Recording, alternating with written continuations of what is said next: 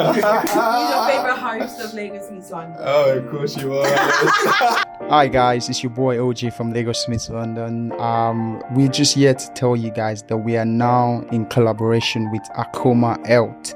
Akoma Health is a dynamic mental health care support company that provides affordable mental health treatment for Black people, for Nigerians, for Africans. Alice, do you want to tell them more? Yeah, and this means that if you enroll with them, you can now have access to a very discreet, because we already know what the stigma around mental health. This means that you now have access to discreet, high quality mental health services on the Akoma platforms, and this means that you will be seen and spoken to by highly trained, licensed clinical psychologists, and you don't need to worry, and you can do this from the comfort of your homes, which is why we're so excited about this collaboration, because this is our gift to you, you know. So yeah, go on.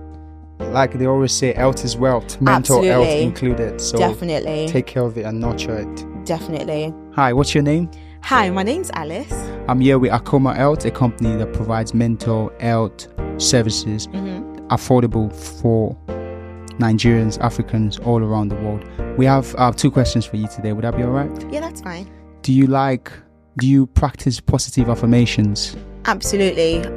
When I wake up, first thing is I speak positively to myself. I speak positively to the things that I want to get done in the day. I think it's very essential to be positive in everything you do, and this includes speaking it as well, because as you know, there's power in the tongue. So I'm a big believer of positive affirmation. What's your favorite one? I have ones that not everyone know. I literally make my own. So my one thing that I say every day to myself, that when I wake up first thing, is what I say, you are beautiful, you are blessed, you are meant to be here, and you are going to be great. Thank you very much, Miss Alice. Thank you very much. Hi, what's your name? Hi, my name is OJ. Do you practice positive affirmations? Yes, I do very well. Tell me your favorite one. My favorite one is "it will be all right." So if I'm going through a situation where things are not working as planned or as I want it to be, I don't get upset, or it doesn't derail me. I just say to myself, it will be all right, because it always is. Yeah. Thank you. You're welcome. Hi, what's your name?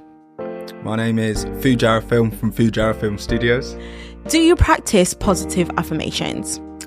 It's very important to practice positive affirmations every day. More importantly, to speak to yourself with kindness.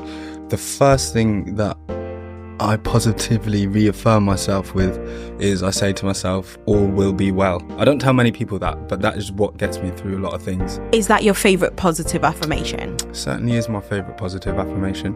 Another famous affirmation, I think, for the nation would be "keep calm and carry on," which is a slogan that comes from the wartime, which relates to yours in the sense that you just tell yourself that it's going to be fine and the time will pass and you'll get through it. What is one myth about mental health that you will like to debunk? I think a myth that communication and talking and discussing your issues and problems, I feel sometimes that is perceived as a weakness. For instance, like the "keep calm and carry on" or the "all will be well" works to a certain point. It helps you decompartmentalize and put it to one side till you get past the issue.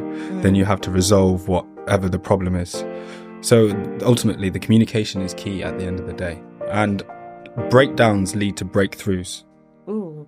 Myth about mental health. As a Black man, what is one myth about mental health that you feel like needs to be debunked? Me personally, I feel like crying is something that it's not frowned upon, but it's not necessarily, as a Black man, people think there's some things you should not cry about. So I would say some things would be, for me personally, it would be like a friend. Maybe I have a friend which I've grown up with, and all of a sudden we've just like grown apart. Sometimes it's so painful thinking about all the memories that we've shared together, being like brothers growing up, and all of a sudden you realize one day in life you guys are not just, you're not as close as you used to be. So sometimes when I cry about something like that, it just makes me feel better to say, okay, probably the time for that friendship or relationship was past. And like they always say in Yoruba, Ogun omo won le sere papo fun ogun odun. So that means 20 kids can't play together for 20 years. We would like to ask you, what is the one myth about mental health that you'd like to debunk when it comes to Black women? As a Black woman, it's okay to not be okay. I feel like there's this collective movement where you just have to always have your shit together. Just always have it all together. And sometimes you just don't. And it's okay not to be okay. And it's okay to speak up to people about this. So that is one thing I would like to debunk.